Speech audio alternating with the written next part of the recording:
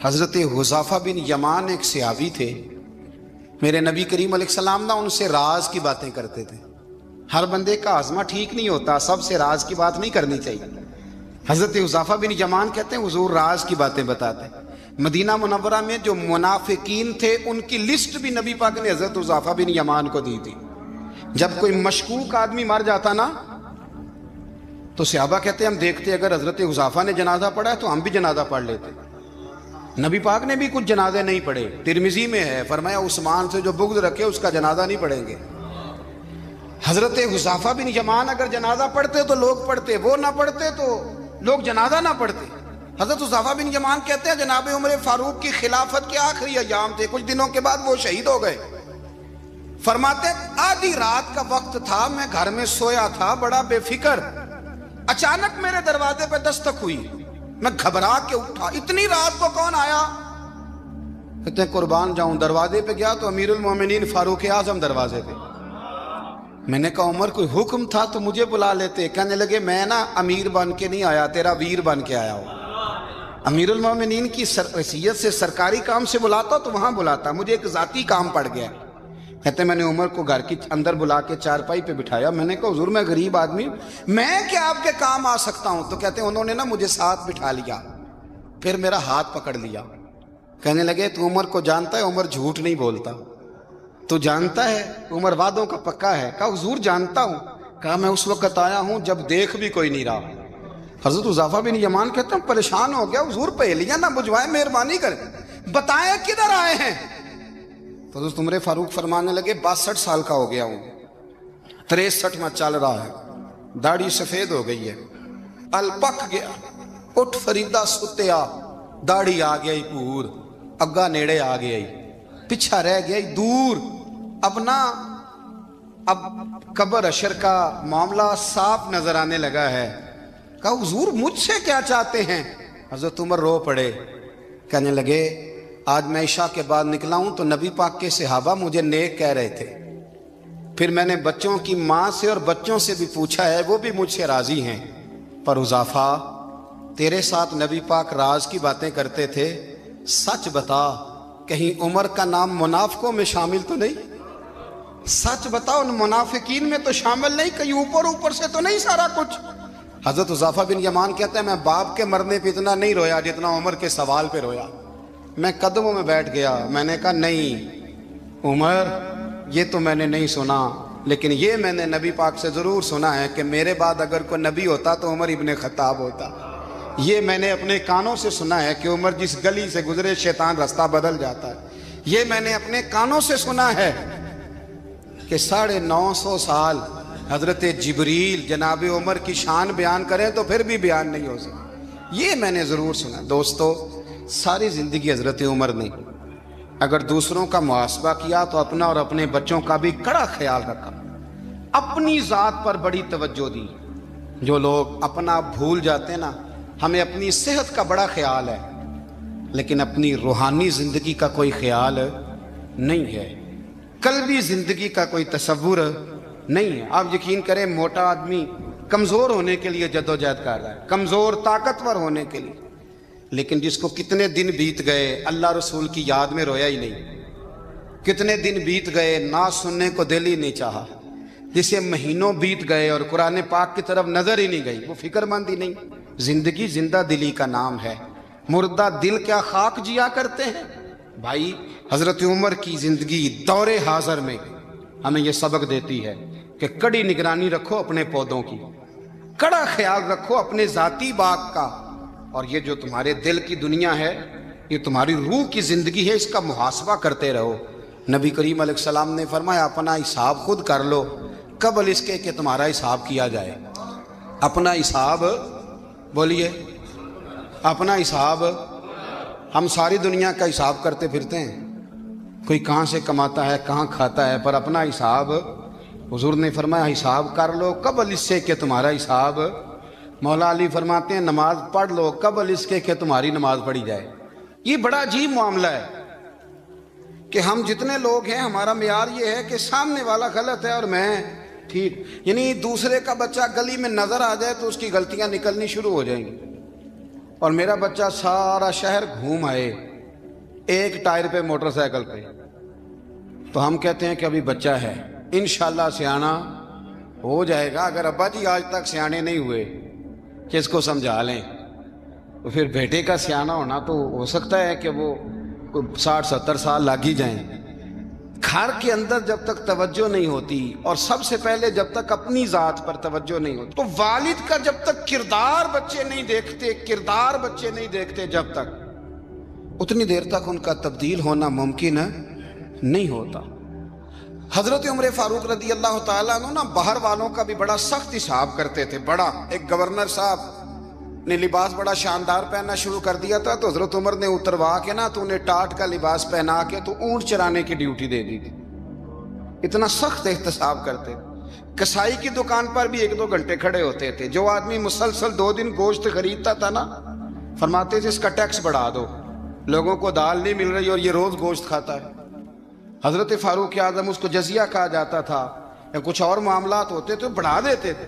مسلسل جو 2 دن آدمی گوشت کھاتا تھا، فرماتے تھے مدینے میں غربت ہے، اگر یہ والا نظام تم کرو گے تو غریب لوگ کس کی طرف دیکھیں گے۔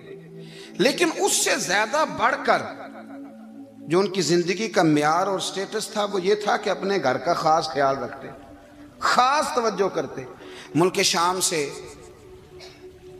اور ایران سے کچھ لوگ آپ کی خدمت میں آئے، تو وہاں سے کچھ کنیزیں بھی آئیں، ان کے بادشاہ پیغام لے کے۔ شاہ ایران کی کنیز کو ملکہ نے کہا کہ نا حضرت عمر کی زوجہ کو دیکھ کے آنا ذرا کس طرح کی ہے۔ ہمارے ملک میں کیا کہتے ہیں؟ خاتون اول، جی خاتون، باقی سارے دووں میں خاتون اول، ذرا خاتون اول کو دیکھ کے آنا۔ تو وہ جب آئی نا گھر میں ملنے، تو کہا کہ مجھے میری ملکہ نے کہا تھا کہ عمر کی زوجہ سے، اہلیہ سے ملاقات کر کے آنا۔ تو حضرت عمر کی اہلیہ نے نا ایک جوڑا کپڑوں کا دے دیا ملکہ کے لیے، اور ایک خوشبو کی شیشی دے دی۔ اب جب وہ تحفے وہاں گئے، تو اس ملکہ نے نا کچھ سونے کا سامان بھیجا، کچھ زیورات بھیجے، کچھ تحائف بھیجے۔ جب حضرت عمر کے گھر آئے نا، وہ خادم لے کے آیا، اس نے کہا جی آپ کی اہلیہ نے تحفے بھیجے تھے۔ تو جواب میں شاہ ایران کی بیوی نے، یہاں جس ملک کا وہ سفیر تھا، انہوں نے بھی یہ بھیجے۔ تو حضرت عمر فاروق نا وہ تحفے لے کے گھر گئے، تو جا کے کہنے لگے اپنی اہلیہ سے، یہ تو کب سے تحفے تحائف بھیجنے لگ گئی ہے؟ یہ کب سے نظام شروع ہو گیا؟ تو کہ حضور تحفہ دینا لینا تو ٹھیک ہے، سنت ہے، محبت بڑھتی ہے، تو یہ کوئی قباحت نہیں، اور میں نے اپنی ذاتی استعمال کے لیے جو چیزیں رکھی تھی وہ میں نے دی ہیں۔ تو حضرت عمر فاروق رضی اللہ تعالیٰ عنہ فرمانے لگے، ہم نے کسی ملک کے ساتھ اور اس کے بادشاہ کے ساتھ ذاتی تعلق نہیں بنانا، تعلق جو بھی بنے گا رسول اللہ کے دین کی برکت سے بنے گا۔ ذاتی رشتے نہیں ہم نے قائم کرنے، ذاتی۔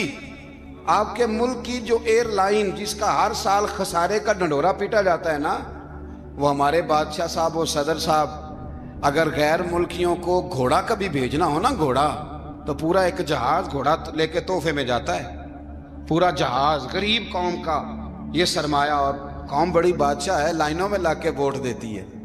2 کام ہمیشہ لائن میں لگ کے کرنے، ایک بل لائن میں لگ کے جمع کرانا ہے، اور ایک ووٹ لائن میں لگ کے، تاکہ پھر پورے 5 سال لائن میں ہی لگے رہیں۔ مرضی سے آپ ووٹ دینا، پر جو بات درست ہے اس کو سنو۔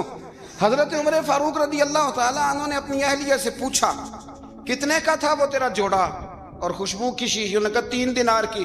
فرمایا یہ 3 دینار تیرے، اور باقی جو تحفے آئے ہیں وہ تو خود کہہ، چونکہ اس نے تیرے نام بھیجے ہیں، تو کہہ کہ میں مال غنیمت میں دیتی ہوں، تو کہہ میں مسلمانوں کو کہہ۔ تو زوجہ ہنس پڑی، کہنے لگی میں نہ بھی کہوں تو مجھے کہنا تو پڑے گا ہی، کہنا تو میں نے ہے ہی، جو کہ سامنے عمر فاروق ہیں، لہذا فرمایا کہہ دیتی ہوں میں نے دیا خزانے کو۔ حضرت عمر نے جمع کرا لیا۔ میں یہ کیا بات ہوں، میرے گھر والے جو مرضی کریں، ان کا معیار زندگی جس طرح کا مرضی ہو۔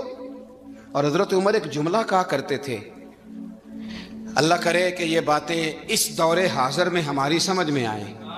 حضرت عمر فاروق رضی اللہ تعالیٰ عنہ اپنے بچوں کو فرمایا کرتے تھے کہ بہت آدمی کو بھوک لگی ہو نا، اور پھر اس کی پسند کا کھانا پکا ہو، تو اتنے شوق سے وہ اس کھانے کو دیکھتا ہے نا، فرمایا اس طرح پوری قوم اپنے بادشاہوں کے خاندان کو دیکھتی ہے، اس تیزی کے ساتھ دیکھتے ہیں کہ ان کے گھر میں کیا ہو رہا ہے، ان کا معیار زندگی کیا ہے۔ ان کا سٹیٹس کیا ہے؟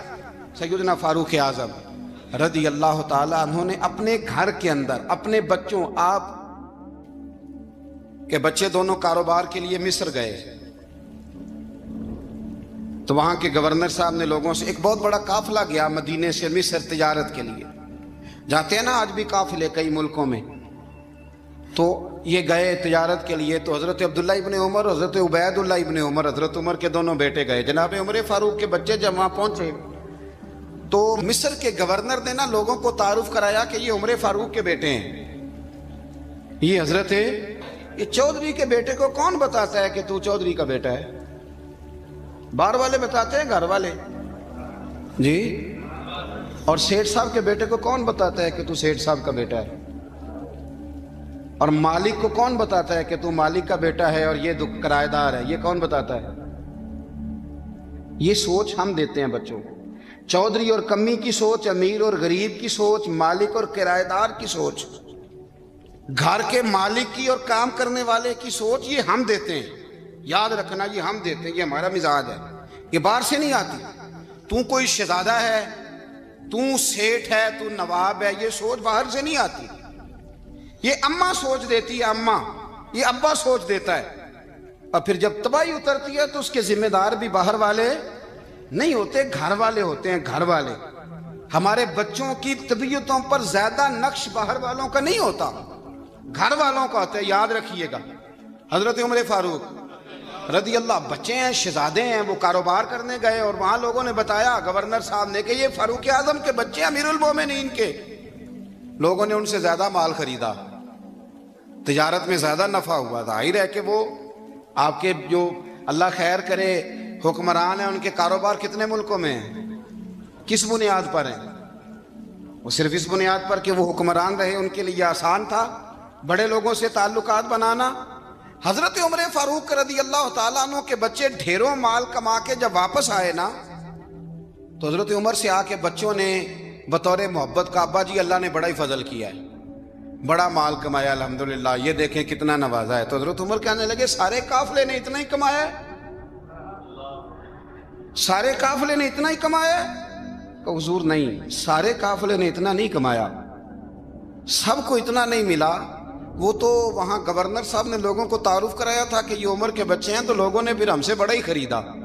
تو حضرت عمر فرمانے لگے ٹھیک ہو گیا، میں بات سمجھ گیا ہوں، اس طرح کرو، جو تمہاری اصل زر تھی نا، جو راز تھی، وہ رکھ لو اور باقی سارا مال مال خزانہ میں جمع کرا دو، اس لیے کہ یہ تم نے تجارت نہیں کی، یہ تم نے اپنے باپ کا نام بیچا ہے، یہ تم نے امیر المومنین کے بیٹے ہونے کا فائدہ اٹھایا ہے۔ فرمایا یہ تمہارا نہیں حق، یہ مسلمانوں کا ہے، اس لیے کہ یہ مال تم نے محنت سے نہیں کمایا، یہ باپ کی کرسی کا فائدہ اٹھایا ہے۔ اور فرمایا اگر تم نے مال جمع نہ کرایا تو میں مال بھی لے لوں گا زبردستی اور کوڑے بھی ماروں گا، ڈبل سزا دوں گا، مرضی سے جمع کراؤ گے تو کوڑوں سے بچ جاؤ گے۔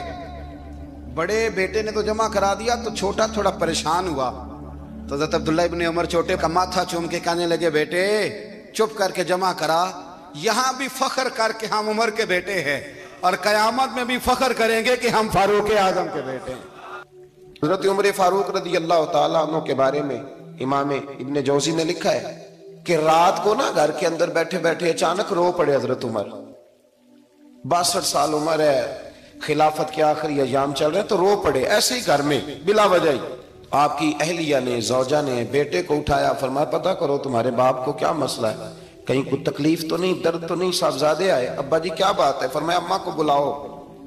سب لوگ جمع ہو گئے تو جناب عمر فاروق رضی اللہ تعالیٰ عنہ فرمانے لگے کہ بیٹھو میرے ارد گرد۔ سب بیٹھ گئے تو فرمانے لگے آج جب میں مسجد سے نکلا تھا تو میرے نبی پاک کے سچے صحابہ، سچے رسول کے سچے صحابہ، حضور کے سچے غلام یہ کہہ رہے تھے کہ عمر بڑا ہی اچھا ہے، عدل والا ہے، انصاف والا ہے۔ تو ابا جی اس میں رونے والی کیا بات ہے؟ تو فرمانے لگے ڈر یہ لگتا ہے کہ باہر تو میں اچھا تھا، کہیں گھر میں تو نہیں کوتاہیاں کرتا رہا۔ میری بات پہ توجہ کرنا، کہیں گھر میں آپ باتیں سن لیں تو شاید اتنی میں کرتا ہوں دوسرا کاری کوئی نہ سکے، لیکن جب عمل کے راستے پہ ہم نکلتے ہیں تو وہ مسدود ہے، وہ بند ہے۔ عمل کس نے کرنا ہے؟ آپ کوئی آیت پڑھیں تو یہاں غلطی نکالنے والے 20 لوگ مل جائیں گے، 20 لوگ، لیکن اس آیت پہ عمل کرنے والے کتنے ملیں گے؟ تو حضرت عمر فاروق رو رہے تھے، کہنے لگے کہیں تمہارے حقوق تو نہیں پامال کرتا رہا؟ تو آپ کی اہلیہ نے جب سنا تو وہ کہنے لگی عمر مجھے تو بڑا پرانا شکوہ ہے، آپ کا جاہ و جلال اتنا تھا میں بات نہیں کر سکی۔ عمر تم نے سارا دن مسجد میں گزار دیا اور ساری رات نقاب اوڑھ کے مدینے کی گلیوں میں گزار دی، میں تو زندگی کی کوئی خوشی دیکھ ہی نہیں سکی۔ چاہ تو میرے اندر بھی تھے نا کہ میرا شوہر کچھ گھڑیاں بیٹھتا، کہیں مجھے لے کے جاتا، تو میں تو کچھ نہیں دیکھا، مجھے بڑا شکوہ ہے۔ تو حضرت عمر کہنے لگے چل اللہ کی رضا کے لیے معاف کر دے۔ بھئی معافی بیوی سے نہیں مانگی جا رہی، معافی اپنی غلطی کی مانگی جا رہی، یہ سمجھ لیں۔ بیوی کے لیے تو خاوند کا بہت بڑا مقام ہے نا، لیکن یہاں غلطی کس بات کی ہے؟ اپنی کمزوری پر غلطی کا اعتراف کر کے معذرت کا سوال کیا جا رہا ہے۔ تو حضرت عمر کہنے لگے معاف کر دے، تو اہلیہ کہنے لگی میں نہیں معاف کرتی، میری شرط پوری کریں۔ فرمایا وہ کیا؟ فرمانے لگی قیامت میں جب اللہ آپ کے لیے جنت کا حکم دے گا تو آپ میری سفارش کریں گے اللہ کی بارگاہ میں؟ سفارش کریں گے کہ یا اللہ مجھے کپڑے دھو کے دیتی تھی، میری عزت کی حفاظت کرتی تھی، میرے بستر کو پاک رکھتی تھی، کہیں گے؟ تو حضرت عمر فرمانے لگے تیرے ساتھ وعدہ رہا، رب نے اگر عمر کو اپنے فضل، اپنے کرم اور اپنے محبوب کے صدقے جنت دی تو عمر تیرے بغیر جنت میں نہیں جائے گا۔ عمل کا رستہ، عمل کا رستہ دیکھیں نا، 2 دفعہ استاد بات کرتا ہے، 2 دفعہ، اور کوئی زیادہ، ایک تو ہے نا کہ ایم اے اور جناب ایم ایڈ اور ایم فل اور پھر پی ایچ ڈی قسم کا استاد، ایک وہ جو matric P T C teacher ہے نا، وہ 2 دفعہ اسٹوڈنٹ کو کام کہے تو تیسری دفعہ وہ ناراض ہو جاتا ہے، کہتا ہے میں 2 دفعہ کہا ہے۔ بچے کو آپ 2 دفعہ کہتے ہیں اور اگر تیسری دفعہ کہنا پڑے تو غصہ آتا ہے نہیں آتا؟ بھئی تو نے اتنی دفعہ کہا ہے، تو سمجھ نہیں رہا بات کو۔ اور اگر اللہ کریم قرآن مجید میں سینکڑوں دفعہ کہے نماز پڑھو، سینکڑوں دفعہ، اور یہ بہانے کر رہا ہے، یہ بھی پروگرام بنا رہا ہے، پھر کہتا ہے میں بے چین رہتا ہوں، میں بے قرار رہتا ہوں۔ عمل کا رستہ اس کو اختیار کریں، آپ سکون میں رہیں گے۔ بد عمل آدمی اور بے عمل آدمی یہ ہمیشہ پریشان رہتے ہیں، ہمیشہ۔ عمل کریں، توبہ کریں تو پھر بدل جائیں، پھر تبدیلی آئے، اور یہ کوئی مشکل کام نہیں، جو بدلنے والے تھے وہ بدل گئے، بڑا کچھ کرتے تھے پر پھر وہ لوگ بدل گئے۔ حضرت فضالہ رضی اللہ تعالیٰ عنہ کہتے ہیں کہ میں بڑا دل دادا تھا عورتوں کا، اور میرا ماحول یہ تھا کہ میں قتل بھی کر لیتا تھا، معاذ اللہ چوری بھی کر لیتا تھا، اور رات میری طبیعت تھی معاذ اللہ نئی سے نئی عورت کے پاس جانا۔ کہتے ہیں ابو جہل نے اعلان کیا کہ جو نبی پاک علیہ السلام کا سر اقدس معاذ اللہ کاٹ کے لائے گا، نقل کفر، کفر نہ باشد، 100 سرخ اونٹ انعام ملے گا۔ تو میں نے ارادہ کر لیا کہ میں بہت سارا انعام حاصل کروں گا۔ قرآن مجید میں نا اللہ فرماتا ہے کہ بہت سارے لوگ ایسے ہیں جنہیں اگر میں رزق میں کشادگی دے دوں، زیادہ پیسے دے دوں، فرمایا باغی ہو جائیں، وہ سرکش ہو جائیں۔ یہ بہت سارے لوگوں کو جو اللہ تبارک و تعالیٰ اعتدال میں رکھتا ہے تو یہ ان کے لیے بہتر ہے۔ ہر بندہ دولت کے ہوتے ہوئے نیک ہو سکتا، تو یہ اللہ اگر رکھتا ہے نا اعتدال میں تو شکر کرے اللہ کا، ورنہ تو لوگ عیاشیاں کریں، پتہ نہیں کیا کچھ کر گزرے۔ تو حضرت فضالہ کہتے ہیں کہ میں نے خنجر تیار کیا اور میں نے بغل میں اس کو چھپایا، اوپر میں نے چادر اوڑھ لی۔ اب مجھے پتا تھا ظہر کی نماز کے بعد نبی پاک صلی اللہ علیہ وسلم طواف کعبہ کے لیے، بیت اللہ شریف کے طواف کے لیے جاتے ہیں۔ کہتے میں بھی اس طرف بڑھا، رستے میں نا وہ خاتون جس کے گھر میں نے رات آنا تھا، میں نے دروازے پہ دستک دی، میں نے کہا کہ تیار رہنا، تیار رہنا، آج میں بڑے پیسے لے کے آؤں گا۔ اسے میں نے یہ کہا اور پھر میں چلا گیا بیت اللہ شریف کا طواف کرنے۔ کہتے ہیں اللہ کے محبوب بھی طواف کر رہے تھے تو میں نے بھی طواف شروع کر دیا۔ ارادہ یہ تھا کہ جہاں نبی پاک علیہ السلام میرے قریب سے گزریں گے تو موقع پا کر میں حضور کے جسم اقدس پر خنجر کھوپ دوں گا اور معاذ اللہ شہید کر دوں گا۔ کہتے ہیں حضور ایک دفعہ بھی میرے پاس سے گزرے تو میں ہمت نہ کر سکا، دوسری دفعہ بھی پاس سے گزرے تو میں ہمت نہ کر سکا، تیسری دفعہ بھی گزرے تو میں ہمت، نبی کریم صلی اللہ علیہ وسلم 2-3 دفعہ گزرے تو فرماتے ہیں کہ مجھے موقع نہ ملا، اس لیے کہ حضور فرماتے ہیں اللہ نے روب کے ساتھ میری مدد فرمائی، دشمن پر میرا روب طاری ہو جاتا۔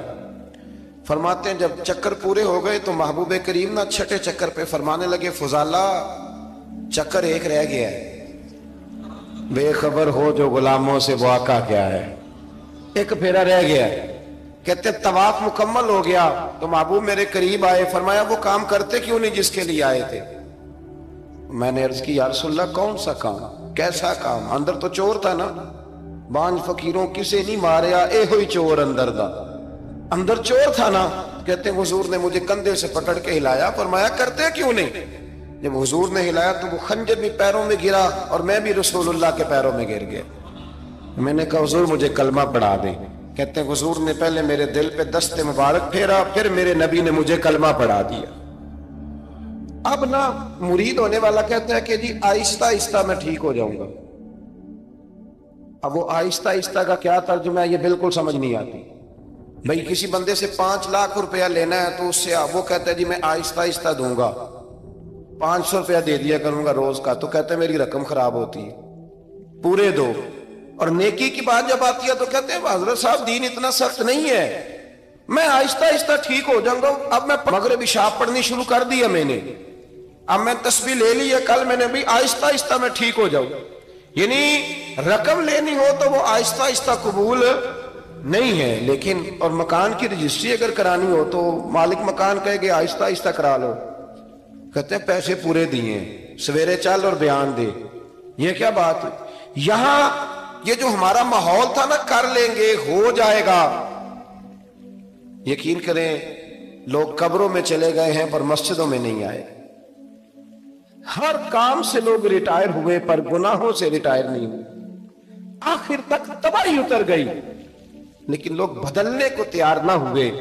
حضرت فضالہ کہتے ہیں ابھی میں نے کلمہ پڑھا، ابھی میں واپس آیا، رستے میں وہ بی بی کھڑی تھی، کہتے ہیں میں وہ شخص تھا کہ عورتیں مرتی تھی میرے اوپر اور کسی کی جرت تھی کہ وہ آئیں بائیں شائیں کرے، لیکن فرماتے ہیں میں بی بی کے پاس سے گزر گیا، پہلے تو اس کا خیال تھا رکے گا، لیکن جب میں رکا نہ تو دروازے پہ آئی، اور جب میں گزر گیا تو اس نے آواز دی، لیکن میں نے سنی انسنی کر دی، جب آگے بڑھا تو میرے پیچھے دوڑی۔ فرماتے ہیں مجھے پکڑ کے کہنے لگی فضالہ تجھے کیا ہوا، تو وہی نہیں جو یہاں سے گیا تھا؟ آپ فرماتے ہیں میں کبھی نہیں رویا تھا، میں کبھی نہیں رویا تھا، اور جب کہا نا تو وہی نہیں، کہتے میں نے سر اٹھایا تو میری آنکھوں میں آنسو تھے، میں نے کہا میں جو گیا تھا وہ نہیں ہوں، اب تو میں محمد عربی کا غلام بن گیا، اب میں وہ نہیں ہوں، اب نہیں ہو سکتا کہ کوئی میری نظر میلی ہو جائے، یہ کیسے ممکن؟ اب نا اسلام کی تعریف ہم نے یہ کی ہے کہ خبردار کوئی ہمارے قریب نہ آئے، ہم کسی کو بات نہیں کرنے دیتے کہ ہم مسلمان ہیں، ہم بات نہیں کرنے دیتے۔ پتہ کیا بات ہے، ایک میری یہ تقریر ہوتی ہے ممبر پہ اور ایک میرا عمل ہوتا ہے جب میں سفر کرتا ہوں، جب میں گاڑی میں بیٹھتا ہوں، جب میں دوستوں سے ملتا ہوں۔ جب ان دونوں باتوں میں تضاد آتا ہے نا، تضاد، تو لوگ تقریر کو جذبات نہیں کہتے، ایک فن بن جاتی ہے تقریر۔ آپ کو پتہ ہے نا وائزین نعت خاں کہتے ہیں میں نے محفل لوٹ لی، پھر لوگ شمار کرتے ہیں کتنے لوگوں نے سبحان اللہ کہی، پھر لوگ شمار کرتے ہیں کہ آج 5 بندے روئے بھی تھے جب میں تقریر کر رہا تھا۔ تو پھر یہ فن ہے، یہ جذبات کا اظہار۔ سمجھ لیں بات کو کہ عمل جب آپ نہیں نہ کرتے عمل، تو آپ خود بڑے بے چین رہتے ہیں کہ یار یہ میں کیا کر رہا ہوں، یہ کون سا گورکھ دھندا ہے کہ میرا عمل صفر ہوتا جا رہا ہے۔ ہمارے ایک استاد تھے تو وہ فرمایا کرتے تھے کہ اگر پڑھے لکھے آدمی کو تم بے عمل دیکھو تو اس سے دور ہٹ جایا کرو ورنہ تمہیں بھی بے عمل کر دے گا۔ میں نے ان سے عرض کی، میں نے کہا حضور یہ کیا ہے؟ تو فرمانے لگے اپنے حضرت صاحب سے پوچھنا، وضاحت کریں گے۔ میں نے حضرت صاحب سے کہا جی عجیب بات کر دی ہے، علم والے بندے کے پاس بیٹھ کے تو علم آتا ہے۔ تو وہ فرما رہے تھے کہ علم والے بندے کے پاس اگر وہ بے عمل ہو تو بالکل نہ بیٹھنا۔ تو حضرت صاحب فرمانے لگے انہوں نے صحیح کہا ہے۔ اب بات بہت بڑی ہے، پتہ نہیں آپ کی سمجھ میں آتی ہے نہیں آتی، بہرحال کر دیتا ہوں۔ پڑھا لکھا بندہ اگر بے عمل ہو تو اس کے پاس، تو میں نے کہا حضور کیوں؟ فرمانے لگے اس لیے کہ وہ اپنی بے عملی پر بھی دلائل دے گا۔